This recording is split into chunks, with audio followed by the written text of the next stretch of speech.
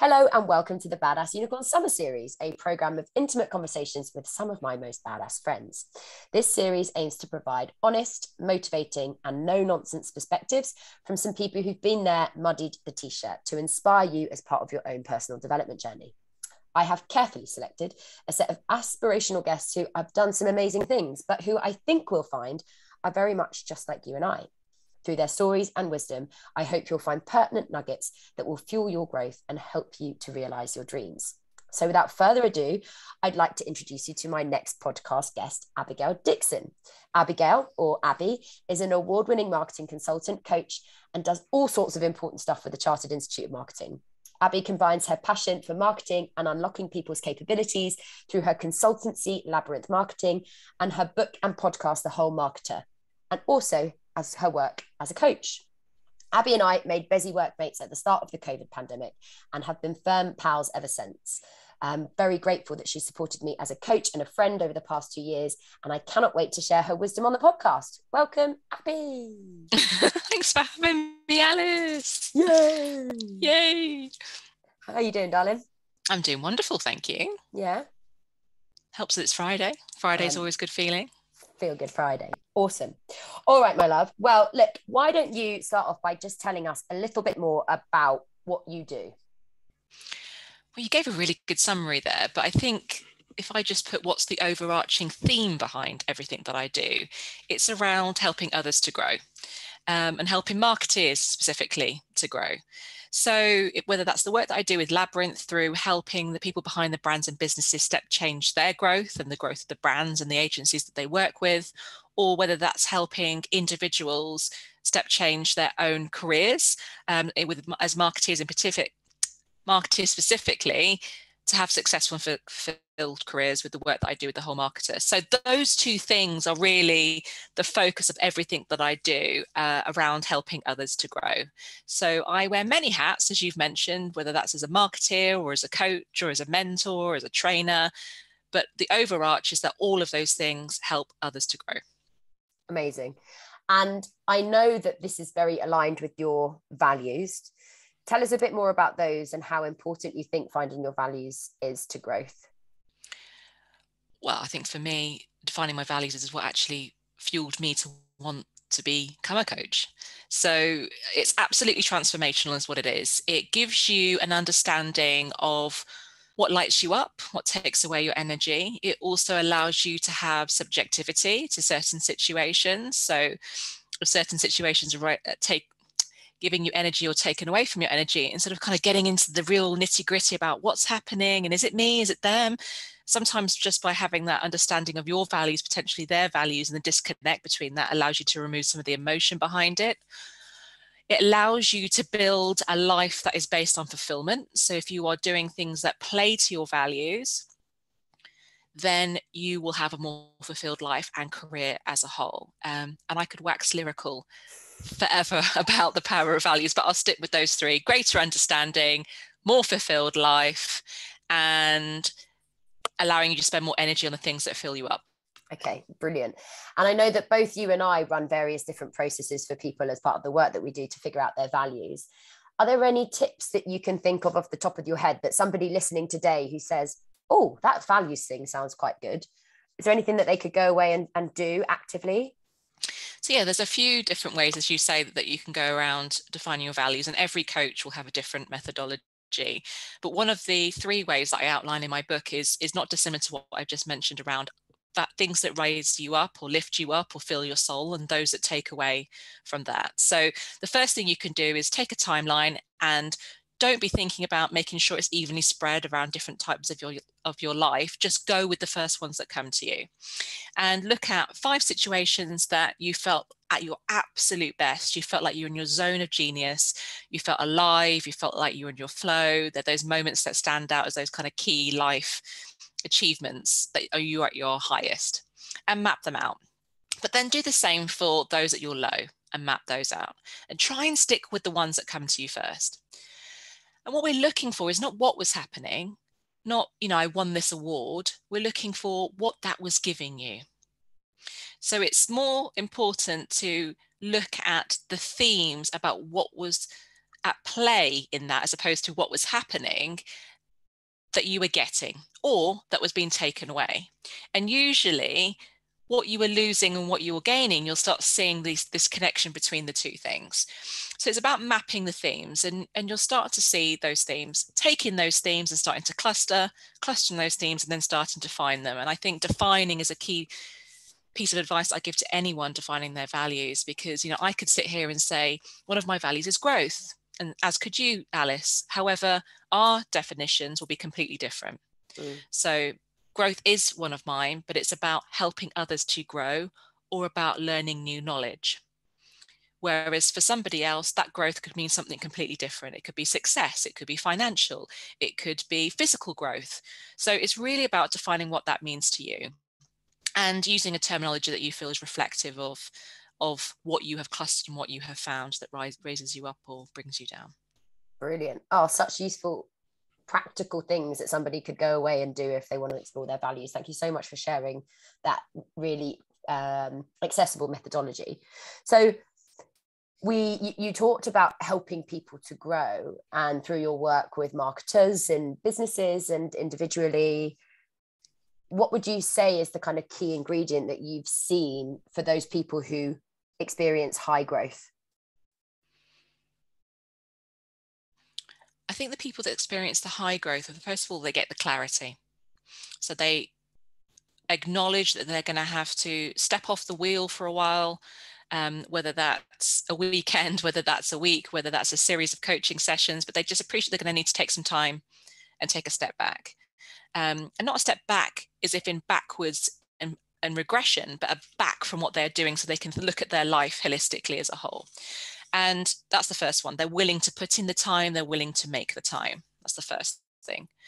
I think the second is those that are also willing to do the work. You know, it's that growth mindset. I always say those that separate the best from the rest. So if, for example, I'm coaching or mentoring someone, we unlock something that they believe that they need to do or they want to explore further. It's the person that's done all their actions when they come back to the next session. You know, they are hungry for it as much as you are for the energy that you're putting into them. And that's happening through a growth mindset. And they're also acknowledging that, do you know what? This may not be easy, but I'm in it. I'm in it. And they come back with what those blockers were. Not just because a blocker has happened and they stop, but they realize there is a blocker and they're willing to do the work to move beyond it. So I think for me, those that really do well, if you will, are those that have that personal area of understanding, which is one of the areas of the whole marketer, which I know we'll come on to later.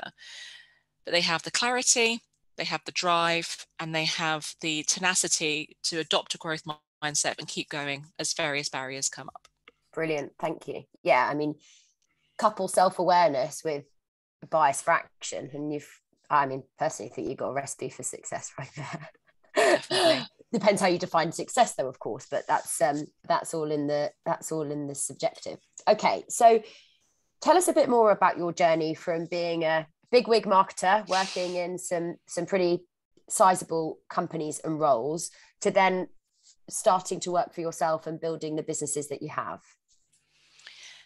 So I'd worked client side for 15, 16 years. And as you say, had risen through the ranks and had also started training marketeers through the CIM at that point, after having done my own postgrad myself.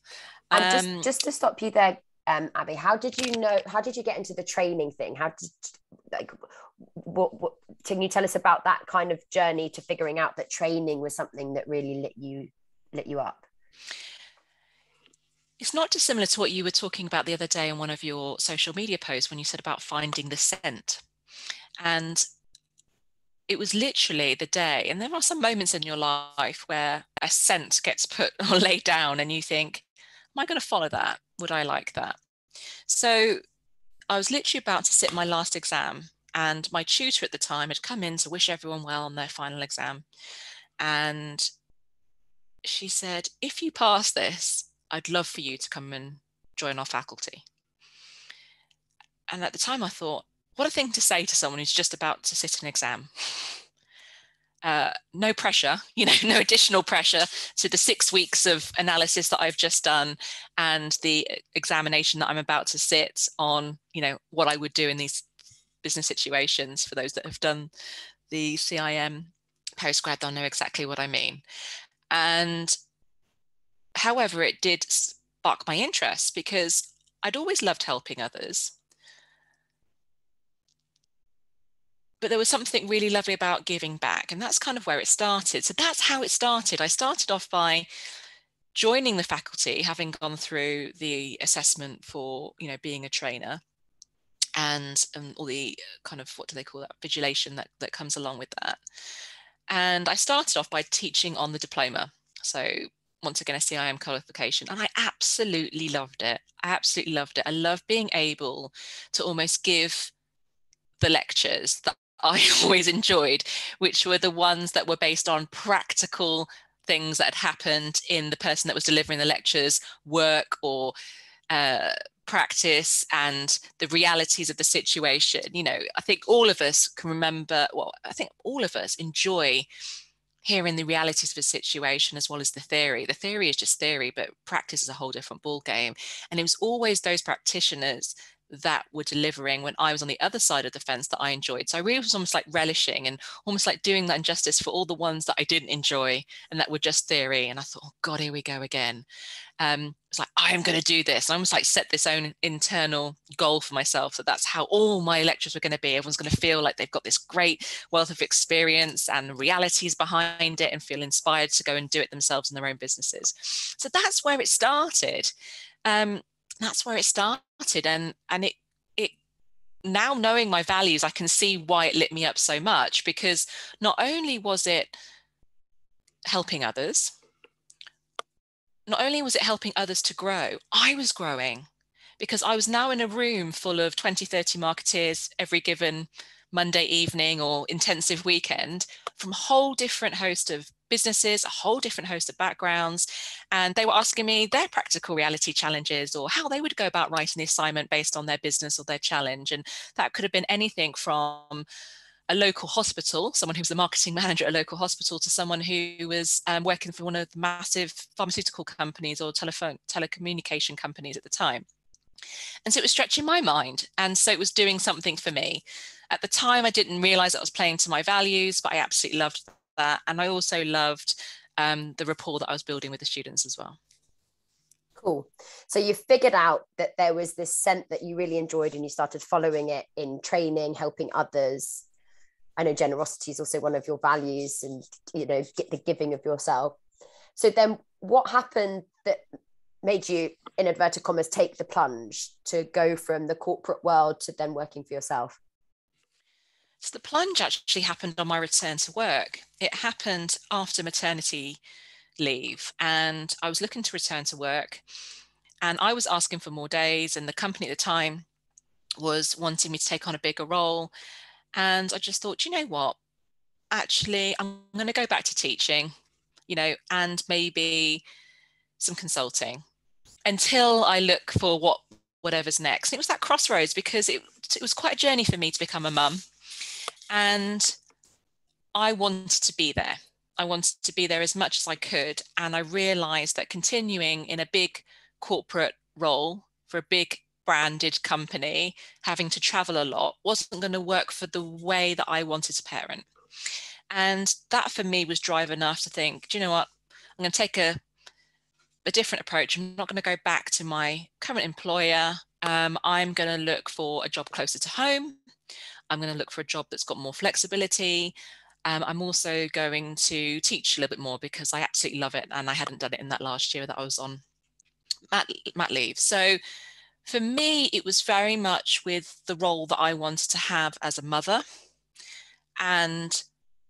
but also being able to leverage all the skills that I had built throughout my career into what I was doing next. I was starting to get to this point of my career where I don't think I wanted to take on yet another brand.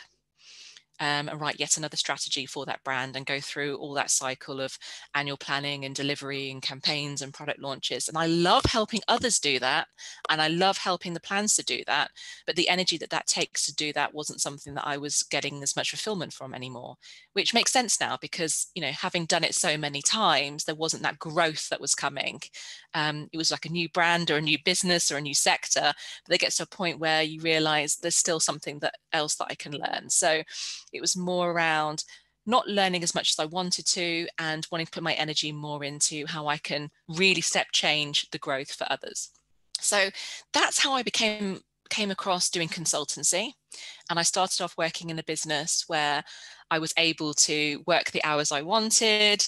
I chose the days that I wanted to work. I wasn't given a brand that was ticking, you know, as like ticking over job, as I call it. I was able to work across this business and lead step changing strategic projects, which meant that I was able to embrace all different types of functions and do something that I hadn't done before, but allowed me to utilize all my skills whilst also teach and help with some of the capability trainings that were happening within that organization. So it worked really well for a period of time.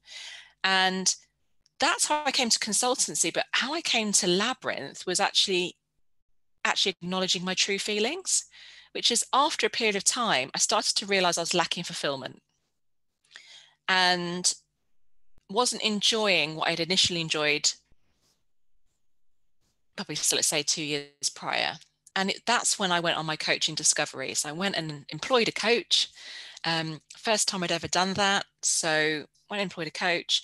And it was that discovery that allowed me to define my values, but also allowed me, as I was mentioning earlier, that time to take a step back and go, what does actually light up my soul? What brings me fulfillment? And how can I create a life and a career that plays to my values? And that's where Labyrinth was born. So tell us about Labyrinth then. So Labyrinth was initially created around a combination of all of those three things. So how I wanted to work, what kind of businesses I wanted to work with, a gap in the market that I'd noticed, which was seeing so many consultants write a strategy, but then not stay to help deliver it, just kind of buggering off.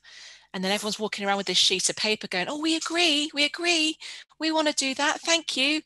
How do we do that? And they're like, bye, see you later, see you in a few years' time. And having been on the tail end of that as a client when I was client side, but also seeing that happen, I was like, no, this is not how this rolls. You know, people need the support, the empowerment, the training, the coaching, the rolling the sleeves up and getting dirty to help make these things happen. Otherwise, it just becomes a sheet of paper that gets put in the drawer.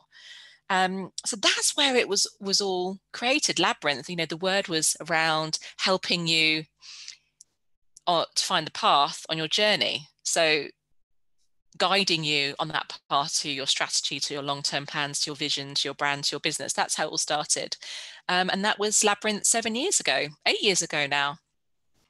And we have had a whole host of clients from GSK to startup cat food brands, and absolutely love the work that I do with Labyrinth. And if I hadn't chosen to do Labyrinth, I wouldn't have started the work that I do with the whole marketer. So I guess it's more of that following the scent and going along with the bits that you enjoy to develop new propositions. Got it. And just a really short synopsis of exactly what Labyrinth is for those who might not have heard of it before. It's a strategic marketing. I can't even say it's Friday. It's a strategic marketing and capability consultancy, which means that we help you write the strategy that's going to step change your brand or business growth. And then we help you to bring that to life through training, coaching, mentoring, and extra resources. Super. Got it. Okay. And so we've talked about the role that you had before Labyrinth, and then it sounds, and I was talking to another podcast guest about this, like almost like inadvertently writing a brief for the next chapter that they wanted, of the things that it needed to include, and then somewhat mostly by design, and then there's probably just a bit of the universe helping you out once you've got the idea. You actually manage to manifest that thing in the business that you then go on to kind of build. Does that resonate for you? Yeah, definitely. You know, there's things that Labyrinth then versus Labyrinth now that have evolved. Some market opportunity that you see, or things that you enjoy more. And, you're always refining and defining that next chapter when you're a founder, a business owner. And I know you resonate with this, Alice. Actually, I was taking the time out with my own business coach yesterday. I practice what I preach, and taking stock now, having created the whole marketer as well. It's like, where's their overlap? Where do things need to be pulled apart? Where's the energy? Where do I get my energy? Which bits do I enjoy the most? Which bits do I maybe need to let go of or give to somebody else? It's always a moving feast when you work for yourself, and you're constantly having to take the time out to think about what is next and define what is next, because it's not coming to you. You have to go after it. Yeah, totally. And obviously a big part of your work is informed by the fact that you're a trained coach. And I have a lot of people that go on my course who are energized by that side of themselves and are perhaps considering training as a coach. So if they're listening now, what kind of advice would you give to someone thinking about that path, and what perhaps you wish you knew then that you know now? Yes, I think the first thing I would say to anyone that wants to become a coach is, first of all, be coached. Understand it, understand the power of it, understand the dynamics of it, and the difference between coaching and counseling or mentoring, and the true power of it. That's the first thing. The second thing is, I've written here, get clean. Now that sounds like some sort of, allowing you to go to drug rehabilitation. But what I mean by get clean is sort your own house out first.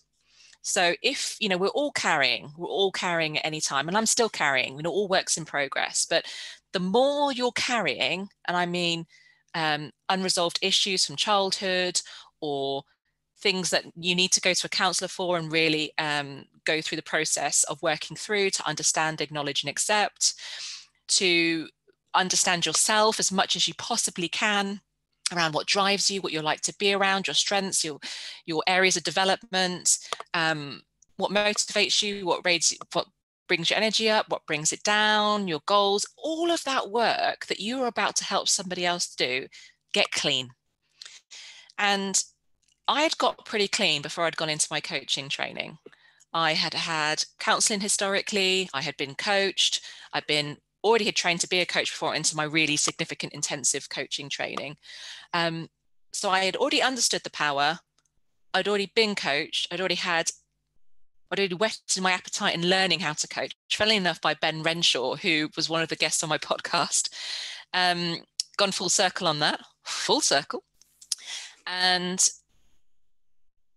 going into the coaching training with the rest of the group, because you obviously do this as a syndicate, you could really notice those that had done that versus those that hadn't, because they were in the training process where you are understanding the technique, the psychology, practicing it on each other, running coaching practices, being reviewed, being monitored, all of that goodness. Things were coming up for them that they hadn't discovered before. And I feel for those, although that's really useful to them, they could have done some of that maybe before, and then they could have understood things a bit deeper. So that would be the only thing I would say, having now gone through coaching training, get as clean as you possibly can, because don't get me wrong, things still came up for me that I hadn't dealt with, and things that I'm still dealing with, but really getting as clean as you can. And I think back to the second point around things that I would now know as a coach is the constant work. So you don't just become a coach and then you miraculously are able to release of all of those things that you need to become clean. New things will come up, things will trigger you in sessions, more self-discovery. And it's really important that you are committed to the long-term development that it takes to become a coach, to have coaching supervision, to ensure that you are being coached or counseled so that you've got somewhere to be as clean as possible for the person that you are showing up for. And really having the level of self-reflection that it takes, that things that happen in the session and that might trigger you, but also how you're coaching someone. I feel constantly the need to be mindful of my own drivers, two of which, one's people please and the next is hurry up, in my own coaching practice. I am My subconscious is always trying to get me for that person to arrive at that solution as quick as they can, or trying to ensure that they're really happy with what we've discussed in the coaching session. And it's really about being mindful of that and working through that so that you do hold a true coaching space. Lovely. Well, you've held very important spaces for me to explore. So I can attest to what a brilliant coach you are. Let's talk about a topic that you and I have spent some time on the phone about, which is self-comparison. This is probably one of my, it is a driver, yeah, but I think it's a driver for lots of us. And we are by nature as a species people that compare ourselves to others. But it's a topic that you and I have found ourselves discussing quite at length, and talking about our own personal experiences where we're comparing ourselves to others and feeling crap about ourselves. Can you tell us a bit more about how this affects you and some ways that you have developed over the years to sort of deal with it? Yes, I think the first thing with comparisonitis, as I like to call it, is understanding what areas in your life you are actually comparing yourself to others or to other situations. And that's the first place to start. So I don't compare myself across everything in my life, but I do compare myself in one particular area, which is professionally. So that profile type is called an archer. So somebody who's very focused on what they're comparing themselves with. And in this case, comparing myself to others that are also helping marketeers, or that also have a consultancy, or those that have also built a community, those that are also helping others marketeers to grow. So I'm quite specific in what I'm comparing myself to, and that's called the archer type. You and I are quite alike in that I also compare myself to work, and the opposite of that might be somebody that generally just compares themselves in lots of aspects of their life. And do you compare yourself more with people that you know, as opposed to people that you don't know, that you come across? Both.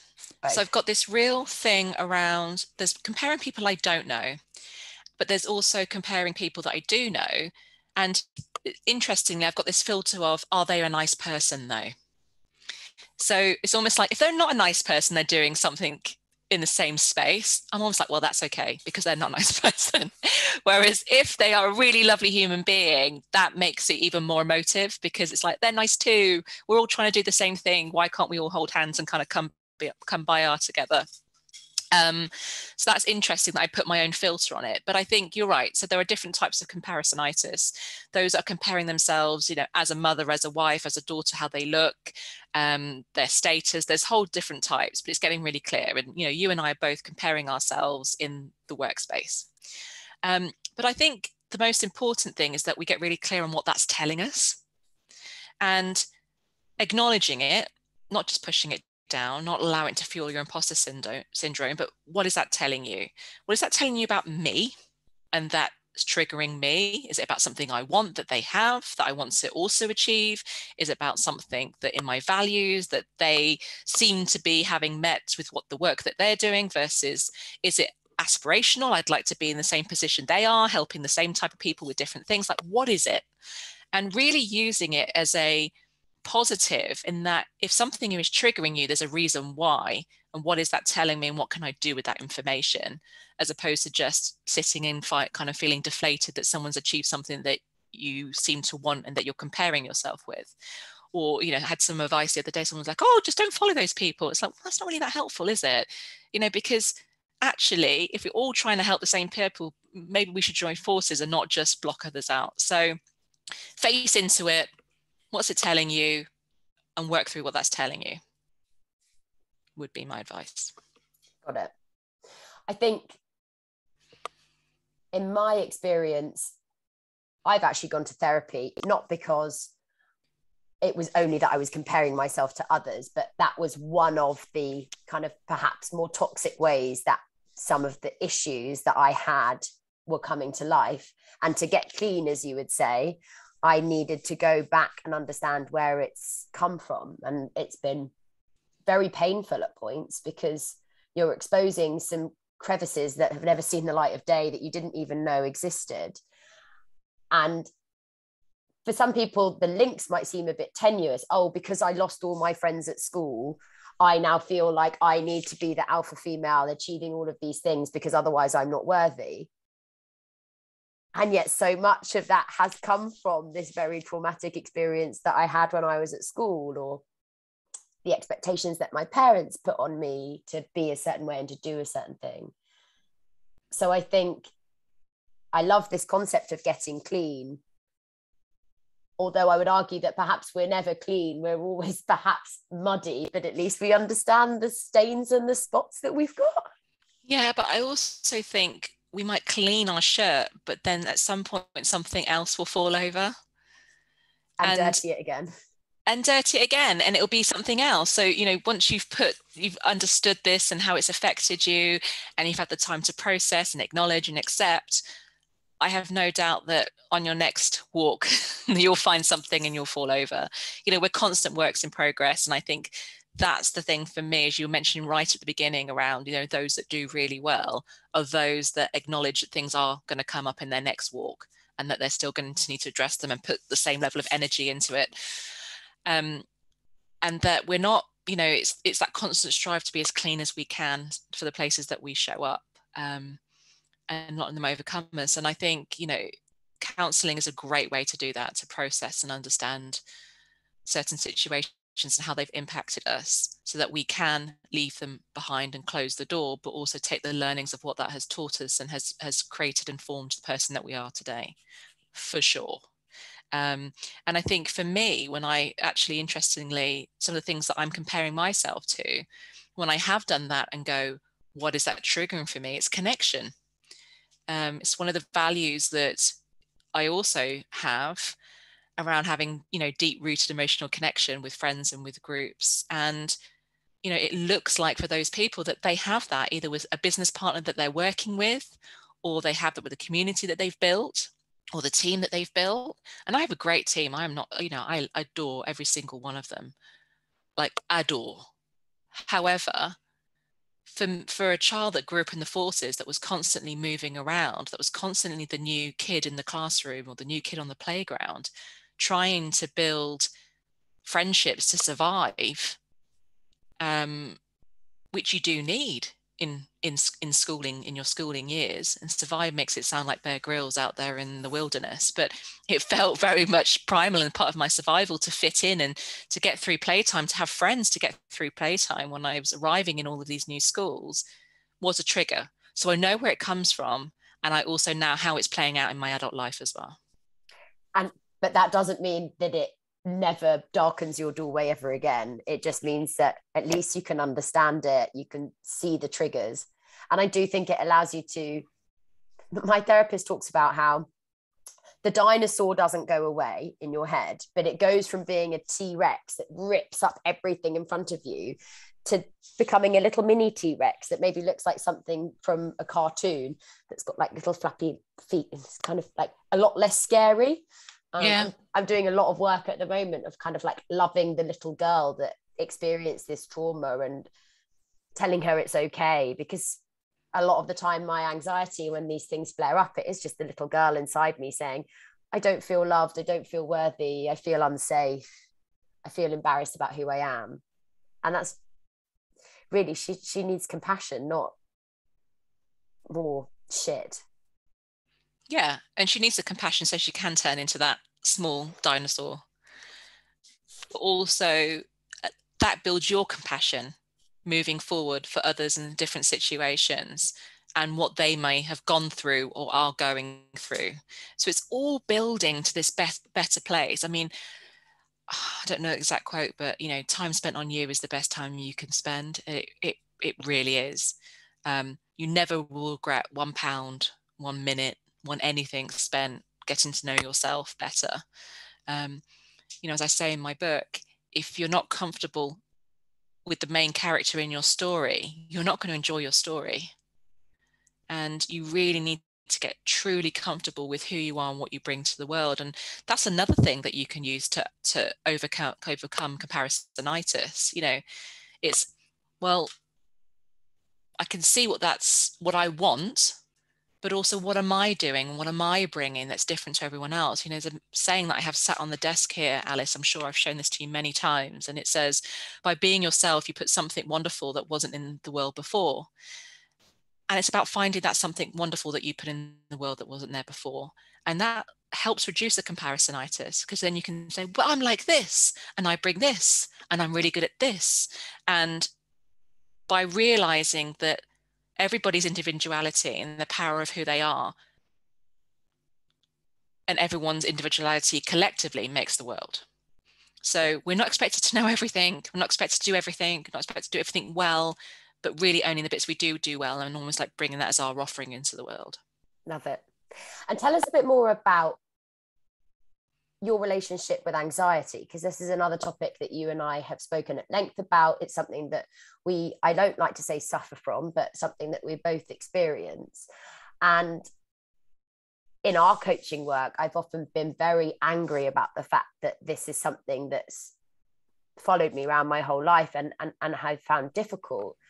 And you've always really empoweringly said that actually anxiety can be something to be grateful for. Yeah, I completely agree that.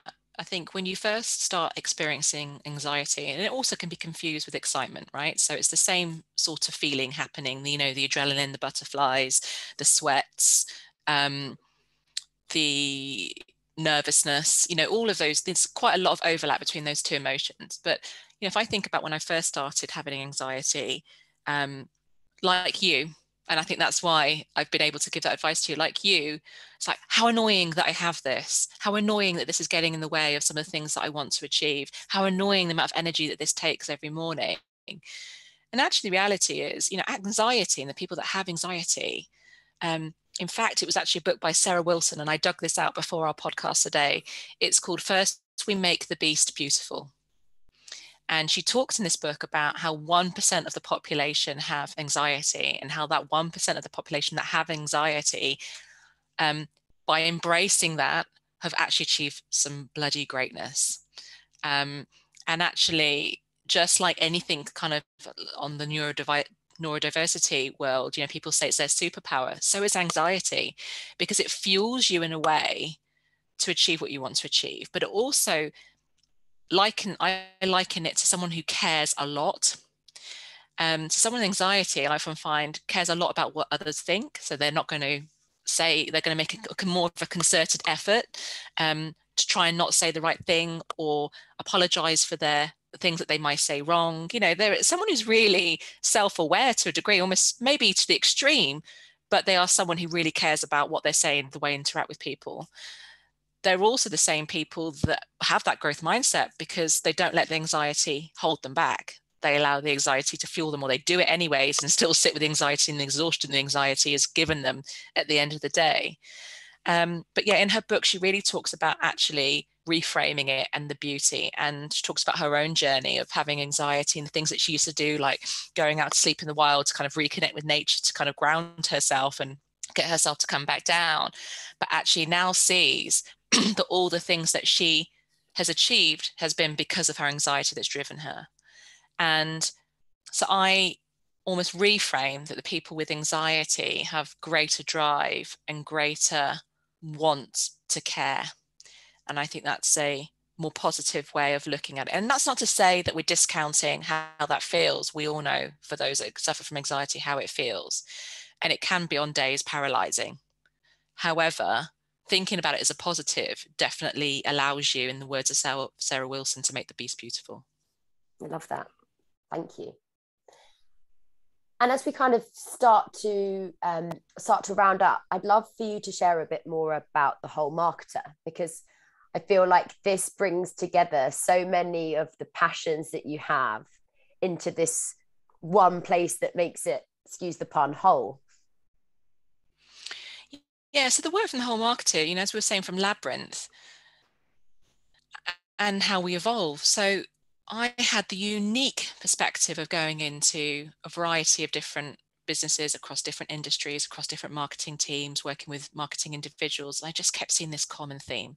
And this common theme was marketeers were both overwhelmed and stressed, unfulfilled. And it was because the breadth of skills that we have to now have was broadened, that the position of marketing having changed to move from a support function to one leading the commercial agenda meant all the soft skill and leadership skills had more importance than they probably have ever done before. And because of the time and the pressure of the role and all of that breadth of role was meaning that the work-life balance was out of kilter, but also many didn't have that level of personal understanding, that if they did have that they could actually take the reins and build a life and a career as a whole. And I think for me, as a whole is really key for two reasons. One, holistic, because we need to think about our lives and our work holistically. They've got to be balanced and working in harmony for it to work, otherwise it just doesn't work. The second thing is about developing ourselves holistically, so from a personal development, not just spending all our energy understanding the latest technical skill, although that's really important, but it's also understanding the skills that you need to have the job that you want, that you have defined.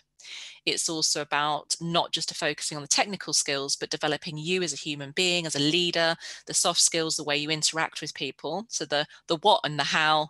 And the most important bit of the whole marketeer is the why. Why do you get out of bed? Why do you do what you do? And really empowering them to take the reins of their own careers and their life, but to build their own personal understanding.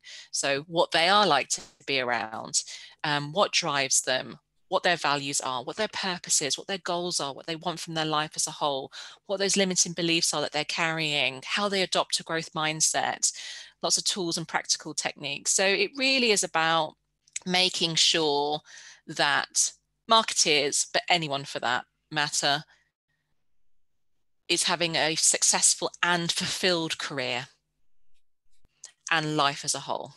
That's what it's all about. And it takes the skills that I know about what marketers need with a capability and a training hat. It takes what I see that we need to be able to possess soft and leadership skill wise to make the change happen. And it has the personal understanding to make sure that we have our souls lit up. Love it. And brings those things all together. Amazing. Brings them all together. And we'll share in the show notes where people can listen to the podcast and the book and all of that good stuff so that they can get into the whole marketer if they're interested. So let's finish off with, I know, a slightly boring podcast question, but I think it's a goodie because it's such a rich question. Tell us your best piece of career advice.